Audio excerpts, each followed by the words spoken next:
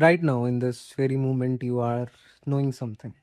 You are listening to these words, you are understanding their meaning, but stop for a second and ask yourself, how do you actually know anything? Not just facts, not just memories, but how does knowledge itself arrive in you? Like when you look at a hill in the distance and see smoke rising up, do you see fire or do you merely infer it? And if you are inferring it, how do you trust that inference? What is that invisible thread that connects smoke to fire and fire to truth? And here is the deeper question one that a group of ancient Indian thinkers refused to ignore. Like, if you cannot trust your own thinking, if you cannot be sure your logic leads to reality, then how will you ever find liberation? Because that is the real question, not what is logic, but why does logic matter at all? Welcome.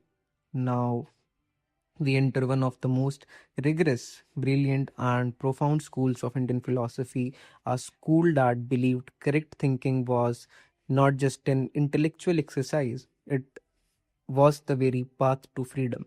This is the Nyaya school, and by the time we finish, you will not just know it, you will feel its architecture in your bones. The word Nya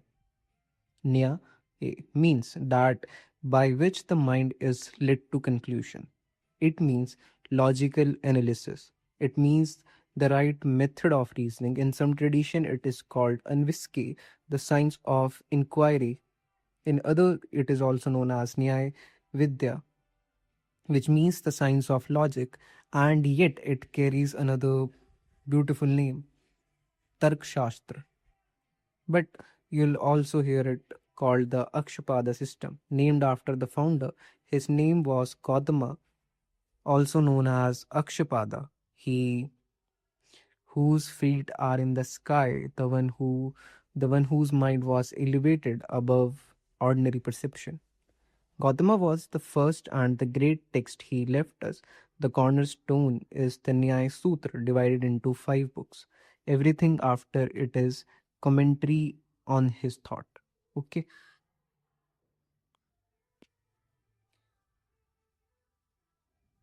Vats Vayana wrote the Nyaya Bhashya. Udhoy Tarka wrote the Nyaya Vartika. Vakshapati wrote the Nyaya Vartika Tatpargatika. Uddiyayana wrote the Nyaya Vartika Tatparya Parishuddhi. Jayanta wrote the Nyaya Manjari. These are not just names, these are the generation of thinkers who sharpened, refined, and debated every idea that Gautama set in motion. And much later in the 13th century, from Mithila, a thinker named Gangesha would take all of this and create something new, the Navya Nyaya, the new logic. But we will get to him. Now, Nyaya is an orthodox school. It accepts the authority of Vedas, so it belongs to Astika tradition. But don't mistake this for passive faith. It is quite different. The Nyaya thinkers were among the sharpest, most crucial minds in Indian philosophical history. Like their primary concern was the condition of correct thinking. They wanted to know what must be true for you to actually know something. Like not believe, not guess, know. And for this concern grows their ultimate ambition, which is correct education or correct knowledge leads to liberation, moksha, mukti, apavarga. They called it the ultimate goal. That is the final end. So here is the chain they believed in, and it is worth memorizing because it is the spine of entire school. First, you attain liberation. Like to attain liberation, you need philosophy, and to do philosophy, you need knowledge of reality. And to gain knowledge of reality, you need logic. And logic determines the condition and the methods of true knowledge. Gyan. So, this is why logic isn't just academic for the Nyaya school. Logic is soteriological. It is the road to freedom for them. And most important thing, you cannot understand Nyaya fully without meeting its sibling, Vaisheshika.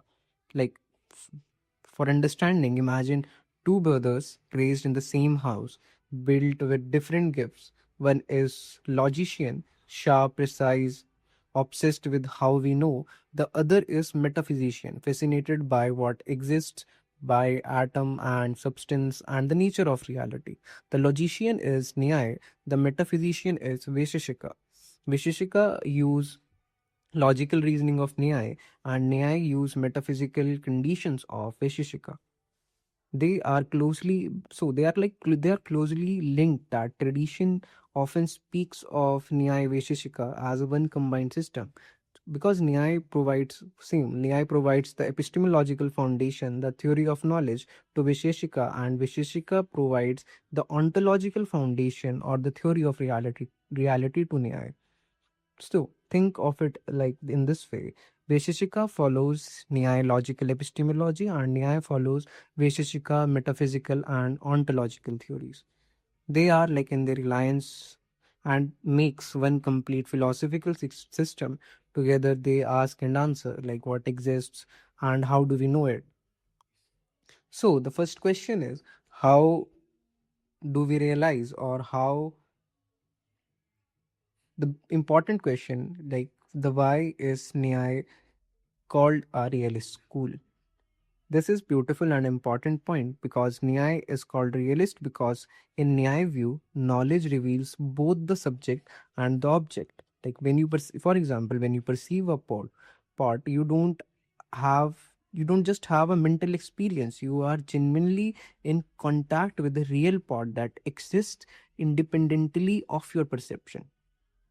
Like think of a man seeing an apple. In the Nyaya view, the knowledge of that apple reveals both the man as a knower and the apple as a known object. Like reality is not constructed by mind, reality is encountered by it. This is called logical realism, and it will color everything that follows. Now we enter the architecture of Nyaya philosophy itself. Nyaya is organized around 16 philosophical topics called Shodasha Padarths, or Shodasha means 16, or the simply 16 Padarths. The word Padarth means the meaning of word or a philosophical category. Like these 16 are the building blocks of the entire system of Nyaya Darshan. They are like Praman, Prameya, Samasya, Prayojana, Drishtanta, Siddhanta, अव्यय तर्क निश्चय वाद जल्प वितांदा हेतुभाष्य छल जाति निग्रह स्थान. Don't try to memorize it them as a list right now. Let's live through it. Praman. Praman gives us knowledge. Praman is also considered as source of valid knowledge. It is the instrument that the, the method, the means. Without Praman, there is no valid knowing. And Nyaya accepts four Pramans: perception, inference, comparison, or verbal testimony. Perception means pratyaksh, inference means anuman, comparison means upaman, and verbal testimony means shabd. These four are the only legitimate doorways through which knowledge of reality enters. Now, here is something important for your understanding. Nyaya believes that objects can be known through any of these four, but it is necessarily don't required, like you don't need all four. Any single can be valid on its own, and any of the four used properly can give you genuine knowledge. Like you don't need all four, you need one of them. And like Prameya, if Praman is the instrument, then Prameya is what the instrument is pointed at. The Nyaya school identifies 12 Prameyas, 12 categories of knowable reality, and Vatsayana says famously that knowing these 12 is the most important for liberation. The 12 Prameyas are the self, the body, the senses, the object of senses, cognition, mind, activity, mental defects, rebirth, fruit and consequences, suffering and liberation. The self means Atman, the body means Sharira, the senses means Indriya, the object of sense or cognition means Buddhi, minds means Manas, activity means Pravritti, mental defects mean Dosha, rebirth means Pratyabhava, and fruit and consequences means Phala, and suffering means Dukh, and liberation means Apavarga. 12 things, know them. Between them, they describe the entire human condition from embodied suffering to a possibility of final freedom. Now, the again, samasya. Samasya is doubt, especially it is a state of uncertainty, like not cert. It also means like it is not certain. It is not certainty, not knowledge, but the uncomfortable hovering between in them. Like, but here is what makes Nyaya treatment of doubt sophisticated. Doubt is not a failure of knowledge. Like, doubt is described as a positive cognition of mutually exclusive and alternatives regarding the same object. Like, you have two confusing outcomes. Like, in other words, your doubt whether something is a part or post or a man in a dark. Like, you are genuinely cognizing two conflicting realities or conflicting real possibilities. In easy language, like you are just confused between two same reality. Whether should I do it, whether should I not do it? Because if you do it, there would be consequences. If you don't do it, there would be consequences. That confusion, like it is not certainty and it is not knowledge, it is just confusion. Projoyan, prayojana. Prayojana is the purpose behind any action. Like it is what motivates us to act, either to obtain something desirable or to avoid something undesirable. Think of any decision you have ever made. Every action is driven by an end in view. Like you study Nyaya philosophy as Prayojana, perhaps to understand Nyaya, perhaps to understand reality, or the goal that shapes the inquiry. It can be anything, but it is that motivation which would make you read or make you listen Nyaya. Drishtanta is an undisputed fact that illustrates a general rule, and the classic example of it would be all cases of smoke are cases of fire, like as in the kitchen. The kitchen is Drishtanta, the uncontested illustration that makes the general principle visible. In reasoning and logic, examples are not decorative, like they are structurally necessary. Without a Dishtanta, logical arguments that floats unanchored. Means, how do you infer? Like, if you, if you want to know that hill has fire, then there would be some smoke. And how do you infer that? And that inference is coming through from example, like when you see fire and smoke in a field, then you know, like when there is fire, there would be smoke somewhere, or there would be absolutely smoke. Again, the Siddhanta. Siddhanta is a doctrine that is thought and accepted as a true within a system or school. Like, for example, the Nyaya Visheshika doctrine that soul is substance of which consciousness is a separable attribute. That is Siddhanta.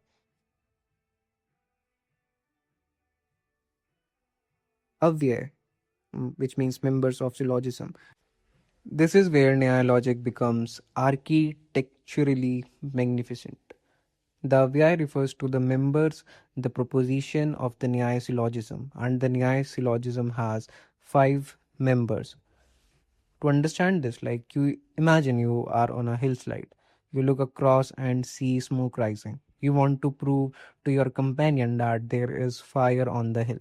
You say, proposition means the hill has fire. And how do you came up to this conclusion? Because of reason, because it has smoke. Then whatever has smoke has fire, for example, as in the kitchen. The now you will conclude the hill has smoke and it's like the kitchen, therefore the hill has fire. So these are the proposition, reason, vyapti, application and conclusion. In Hindi, pratijana, hetu, udharana, upanaya and nigmana. Pratijana means proposition, hetu means reason, udharana means vyapati, like means universal rule with example. It is upanaya means application, because how do you inferred, because the hill has smoke and it is like the kitchen. And nigmana means conclusion. Five steps, not three. Like in Western philosophy, Aristotle have three. And why? Because Nyaya believes the argument is not complete until it is fully stated for another person. The verbal form is a part of logical form, like the communication is the part of reasoning. This is the one of the great contrast with Western logic, and we will return to it. And let's again come back to Tark, which means hypothetical reasoning. And Tark is indirect way of justifying conclusion by showing that contradictory conclusion leads to absurdity. Imagine someone denies that fire exists on the hill. Tark says, well, if there is no fire, what would cause of the smoke? The very denial of fire creates an absurdity, so therefore fire exists. Tark is the logic of it is, if not this, then absurdity. It is hypothetical, indirect, but it is quite powerful. Now, Nishchay. Nishchay means reaching to a conclusion, arriving at truth through legitimate methods. Like it is the settled knowledge that comes at the end of correct inquiry. Like it is usually perceived by other members through doubt, inquiry, evidence, reasoning, and closes them they with certainty. Vada is not like Vada. It is a discussion, like an honest debate. Vada is a discussion conducted with the help of Praman and Tark. Because you can't have a debate without Tark or Praman. Like Pramans are, they also use hypothetical reasoning, which means Tark. In Vada, the argument are fully stated in the five formal step of inference. The purpose is truth, like both parties are genuinely trying to find the right answer, and this is considered as the highest form of philosophical dialogue. And you will find you will find resemblance of Plato's method with Vada. Jalpa. Jalpa is where things get murky. Jilpa has only one aim, that is victory. Not truth, just victory. For example, think of a lawyer in a court. The aim is winning, not necessarily discovering reality. In Jalpa, a person uses whatever arguments serve their side without the honest commitment to truth that Vada requires. Like there is no focus on valid argument. The honesty to admit defeat is completely absent. And again, the Vedanta is even more limited than Jalpa. The person doing Vedanta doesn't even try to establish their own position. They simply refute. They destroy the opponent's argument without building anything in return. Like it is also called as destructive criticism, like pure rebuttal, no construction. Hetu like fallacies of inference. Hetva Abhas, like Hetva means reason. Bhasha means appearance, like it is the appearance of reason. That is not truly a reason. Like it is a fallacy occurs when the middle term appears to be a valid reason, but it is not. Like a fallacy is neither always valid or nor always invalid. It is irregular, and Nyaya identifies five kind of Hetvabash, which we explore in detail when we come to inference. Like we have a lot to discover. Chala means unfair reply. Chala is unfair, not following the sense of argument but cleverly twisting it.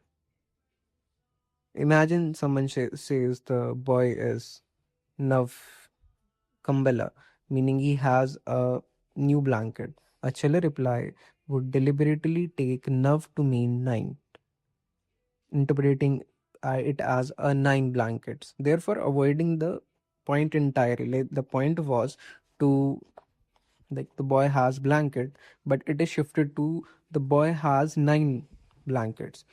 Chiller use ambiguity of ambiguity of language, not ambiguity of language to subvert honest discussion. Like it is technically clever, but philosophically it is dishonest. Jati या जाति तुम कह सकते हो.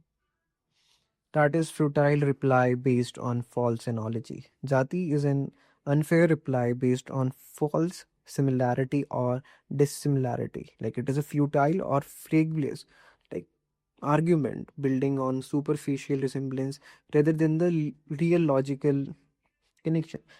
Like you will see this in your neighborhood or anything anywhere else.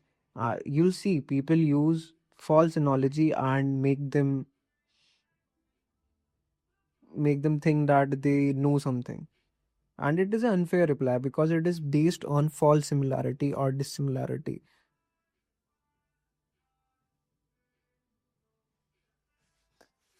Nigrahasthana literally means the ground of defeat in debate. Like there are two main grounds of defeat. Wrongly understanding your opponent means your opponent and defeating straw positions, like not understanding at all and shutting down the debate.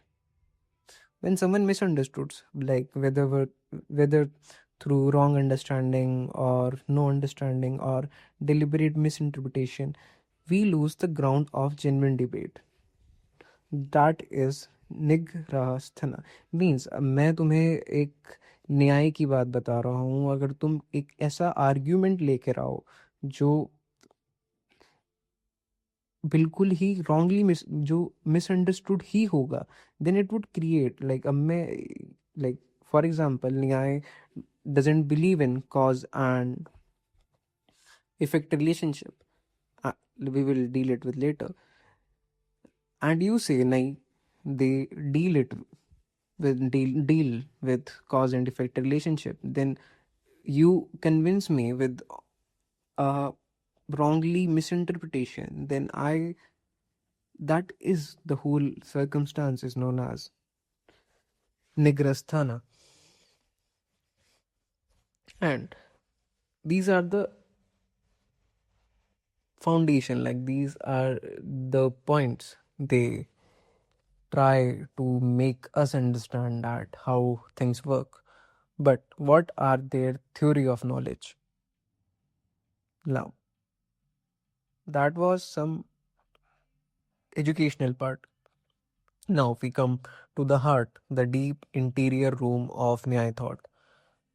How do we know? Nyaya begins by dividing all cognition into two kinds, prama and aprama. Prama means right appreciation, correct cognition, valid knowledge.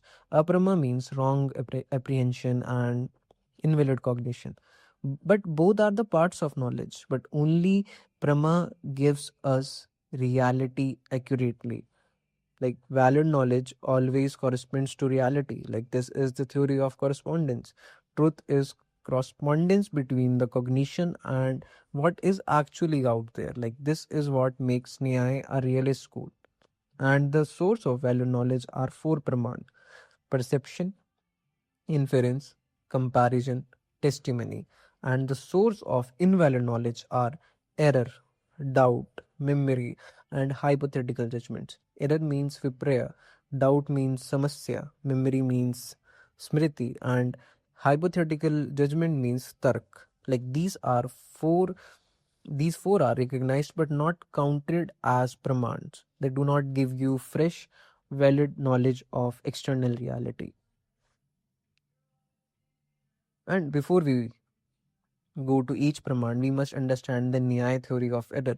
Because if we were going to talk about truth, we must understand falsehood. The Nyaya schools holds to a theory called Anyathakayati, which means cognition of something as other than what is or cognition is fair. Like it is the theory that error arises from the wrong synthesis of the presented and the represented object. Like here's the classical example: you see a shell and mistake it for silver. Why does it happen? You have you have previously seen silver elsewhere, like in a memory or a past experience. When that past image is confused and superimposed on the present shell, error occurs. Like the silver is real, it exists somewhere else in reality, but it is being misapplied to this shell here. Simple. सांप रस्सी में सांप देखना, सांप भी exist करता है, रस्सी भी एग्जिस्ट करती है, but it is being misapplied to rope that it is a snake. Error in Nyaya is a subjective error, a misprojection, which means the silver is not unreal, it simply belongs elsewhere. This contrast with other theories of error are akhyati, accepted by Mimsa. Like there is no real error, but it is an incomplete knowledge. Vivritvada, the error is entirely an appearance with no real basis. Asatyakhati, like means you are perceiving something entirely unreal. Nyaya says no, the silver exists. You are perceiving it, but it is in the wrong place. Hence, anyatha, as other than what is here. And let's come back to Praman. Praman, that is Pratyaksh. The Pratyaksh is the first and most foundational Praman. It is direct cognition produced by the intercourse of the sense organs with objects. Let's understand this carefully. Like Gautama defined perception as non-erroneous cognition that arise from contact between the sense organs and the object. Like it is definite cognition. Like it is not a vogue or floating. It is a direct grasp of the object. For example, if I am seeing this poster exists in real life. That's why I am seeing it. And Nyaya recognizes five external sense organs: the sense of sight, smell, sound, hearing, touch, and taste. Each sense organs comes into contact with its object and produce perception. And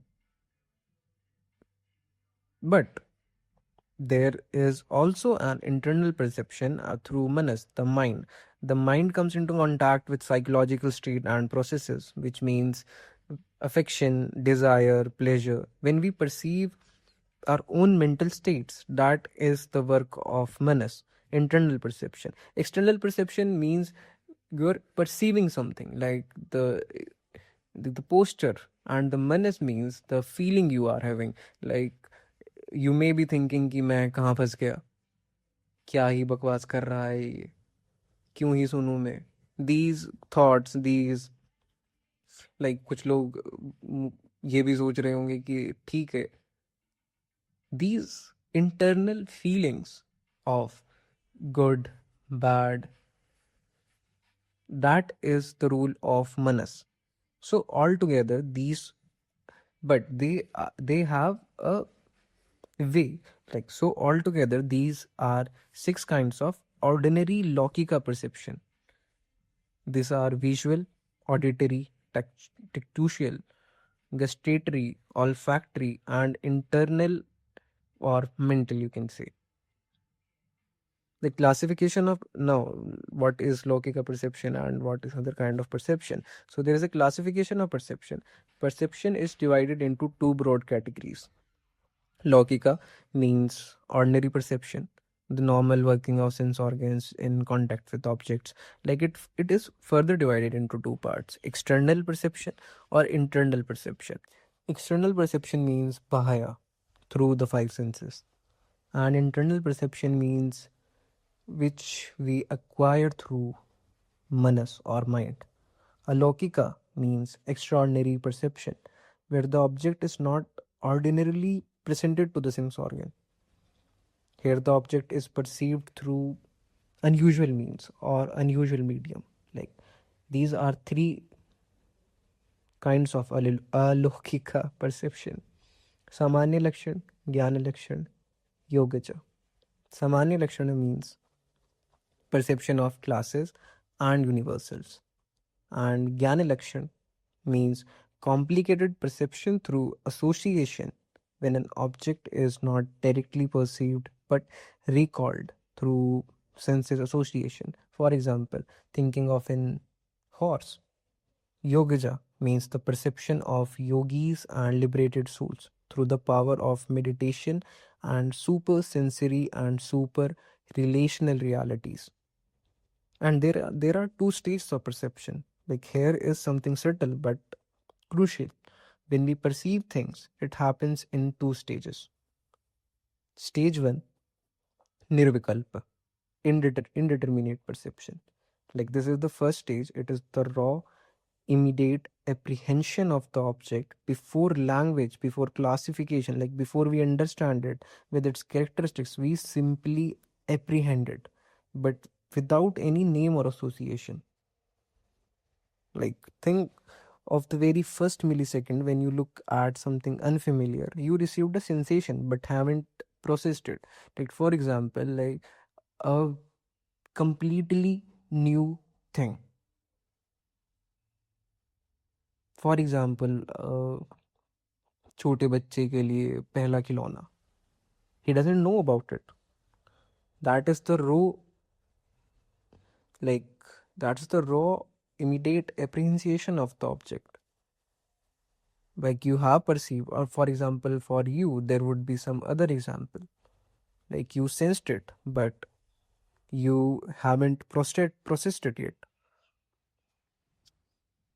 So nirvikalpa is undifferentiated, that is non-relational, free from assimilation, discrimination, analysis, synthesis. It is psychological in nature, but the knowledge that comes out of it is a logical, like a mere apprehension of the object without its character. And that example of child is a metaphor. Savikalp, or the determinate perception. This is the second stage, like where we understand the object with its characteristics. Now the object is known with its name, its class, its qualities, and its relations. Like for example, pen and book, you know their relation. Like pen is used to write. This stage is mainly determinate. It deals with distinction, analysis, synthesis.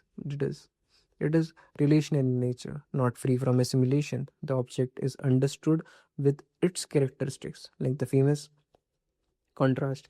Gangesha defines Nirvikalpa as non-relation, a simple appreciation of the subject without a name or any association, while Savikalpa integrates the object into our network of knowledge and relation. Anamma adds a beautiful nuance. Nirvikalpa is a immediate perception, and Savikalpa is a mediate, an object, very simple thing, an object known fully when it's identified through association. And there are some other thinkers too who defined Vatsayana defined the determinate perception as the object perceived with a name and indeterminate perceived without a name.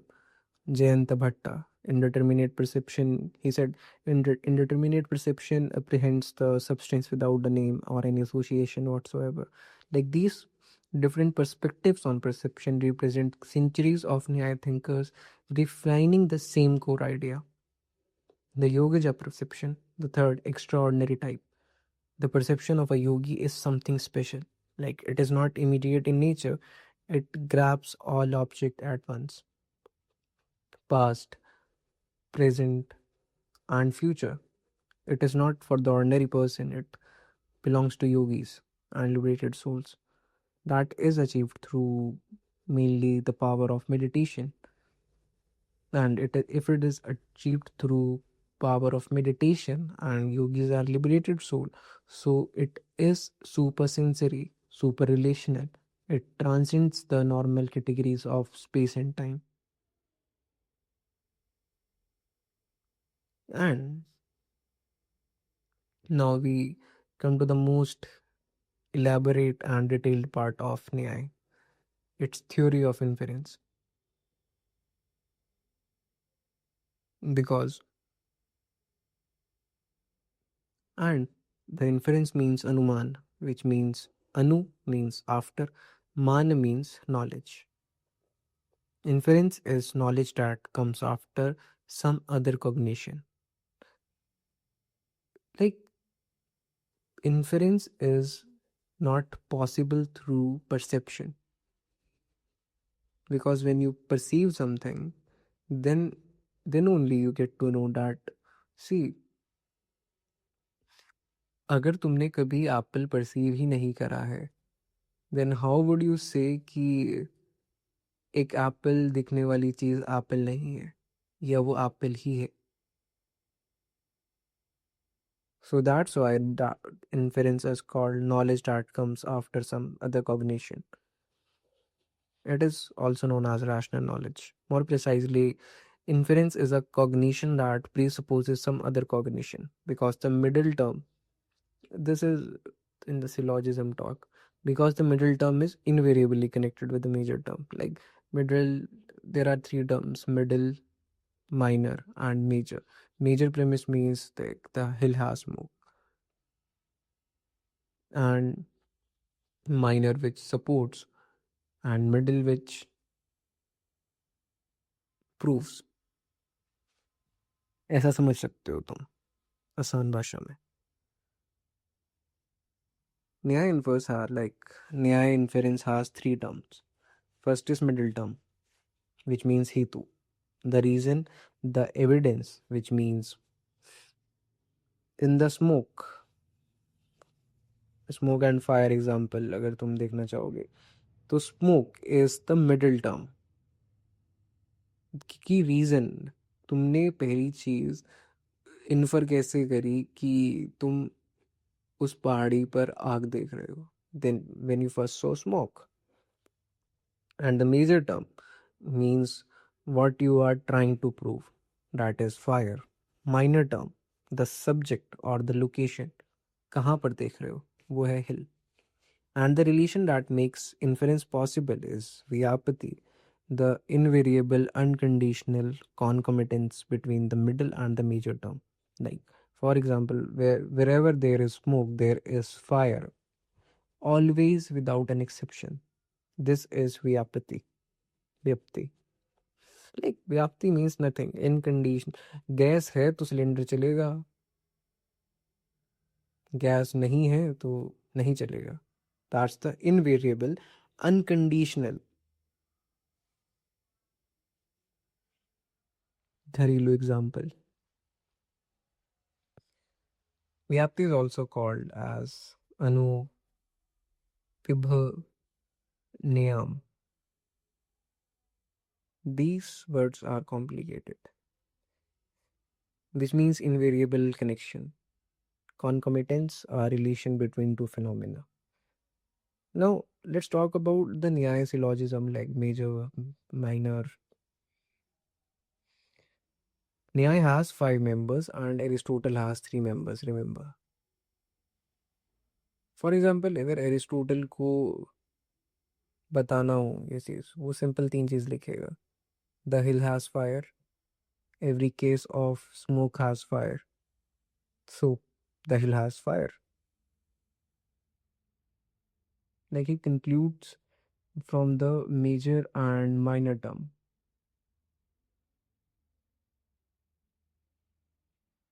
But Nyaya use five. And the five members are Pratijana, Hetu, Udharana, Upnaya, Nigmana.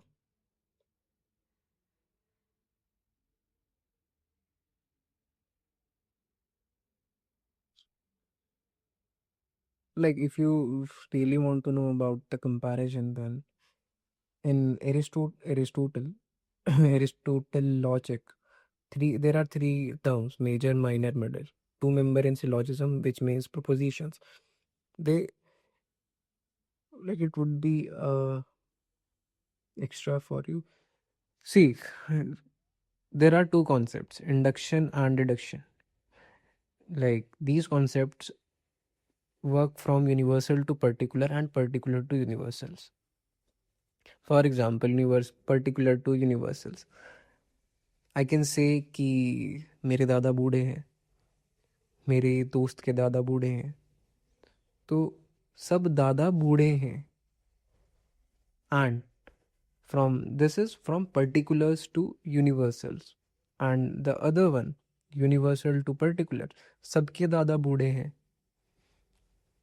मेरे दोस्त के दादा भी बूढ़े हैं और मेरे दादा भी बूढ़े हैं, तो सभी दादा बूढ़े हैं. Like the thing they want to say is same, but the method is quite different, which means the formal and material logic are not blended. Like verbal form is central and the syllogism is the verbal form. Simply आसान भाषा में, like we deduce conclusion from premise. But in Nyaya's logic, three terms: major, middle, minor, but five members in syllogism. They didn't they didn't distinct between induction and deduction. They said they are the one, and they both process together. Like inference is a complex. They said inference is a complex process involving both, and they strictly they strictly rejects distinction between thought and a form of thought. The process is not universal to particular reduction alone. It goes from particular through universal to particular. And yeah, when we say the hill has fire because it has smoke, we are not just reducing from the universal. We are actually moving from our experience of specific cases like fire, smoke in kitchens and forest, through a universal principle which is vyapti, to a specific conclusion that this hill. Like this is the genius of Nyaya. Like it unifies the empirical and the rational, because there are branches which deals with complete empiricalism and some rationalism, and there are different inference of self and for others. They are swarthanumana, inference for oneself, the self-directed reasoning where you personally follow the logical chain, like no evidence needs to be formally stated. And the parhatanumana, inference for others, when you need to convince other person, you must state the evidence formally. Like this requires full five-member structure. The simple crux of these matter is like when you are in debate or when you are in a state to convince another person, you need these five-member structure to prove your argument. This is why like verbal forms matter in the eye, not as the essence of logic, but as the social expression of it. And there are classification of Anumana too, which means like there are mainly three kinds of Anuman based on the concept of Vyapti. Purvat Anuman, which means causation. We infer an unperceived effect from the perceived cause. Like for example, we see dark clouds gathering and we infer that it will rain. We haven't seen the rain yet, but we infer it from the perceived cause. Sheshwat Anuman. We infer an unperceived cause from the perceived effect. Like example, we see rivers flooded and we infer that it has rained earlier. The effect is present, but walk we work backwards to understand the cause. And the third one, Samanya. To and I'm really sorry for my pronunciation. We like the third one says we infer the coexistence of something, not a cause effect, but a logical or a necessary connection. Like example, I see footprints on the ground and infer that an animal has been passing. This inference is seeing the effect, the footprints, and the knowing there must be an agent, like the spontaneous one. सामान्य तो दृष्टा अनुमान कहते हैं इसे. And obviously the main focus is on how do we know things. It is on vyapti. So classification was also based on vyapti. Samavyapti, that means equal extension. Equal conmittance, like there is bi-directional relationship. Simple example, like what is nameable is also knowable. What is knowable is also nameable. Like we can infer in both direction. मैं ये कर्म करता हूँ तो ये हो सकता है. अगर मैं कर्म नहीं करूँगा तो ये नहीं होगा. Visumya vyapti, like non-equational relationship, the concomitance runs in only one direction. Like weather is knowable, we can infer from smoke. We can infer like smoke has fire, but we cannot infer fire from smoke in the reverse direction in the same way. Example, fire and smoke. Like wherever there is fire, there may not always be smoke because smokeless fire is possible. But whether there is smoke, there is fire. Got it? And there are three kind of inference based on nature of the major term. Kevalan inference across purely positive middle term and major term. Both major term and minor term agree in the positive instances. For example, all men are mortal. Socrates is men and Socrates is mortal. Kevala Kevala Teriki. Inference based on negative relationship only. The middle term is always related to the major term through negative association alone. Like and the third one that uses both positive and negative agreement. Like this is the important one. The hill has fire means positive because it has smoke, positive. And again, the middle term where there is no fire, there is no smoke, negative confirmation. Like this is the most common and robust form of inference. And now understand the middle terms and its five characteristics. It is became a more of a educational lecture. The middle term must satisfy five conditions. अब start किया तो खत्म ही कर देते हैं. The middle term must satisfy five conditions to be valid reasons. Like these are called panch rupata, the five characteristics nature of the middle term. Paksh dhamta, sapaksh satva, vipaksh satya, abhidha, avirudha. The middle term must be present in the minor term, which is the hill must always have a smoke. Sapaksha Sattva. A middle term must be found in at least one positive instance where the major term is also present. Like कुछ तो एक होना चाहिए कि तुम्हें पता लगे कि धुआं है तो फायर है. और ये धुआं और फायर नहीं है. Like you can relate it to with your own life. So that means Sapaksha Sattva.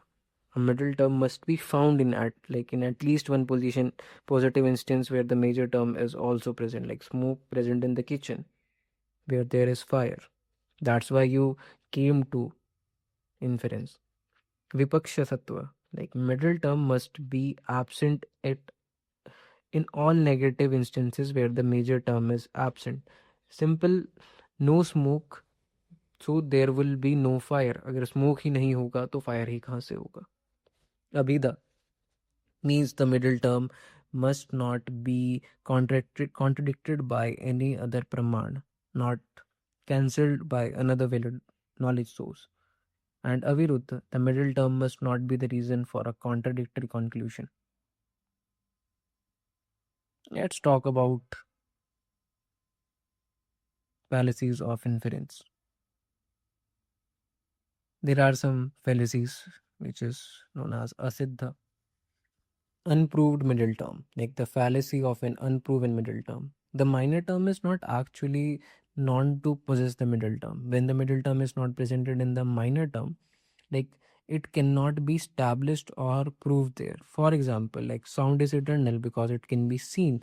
It doesn't make any sense because sound cannot be seen. The middle term, that is can be seen, does not apply to sound. So the minor term does not have the middle term, and so the inference collapses.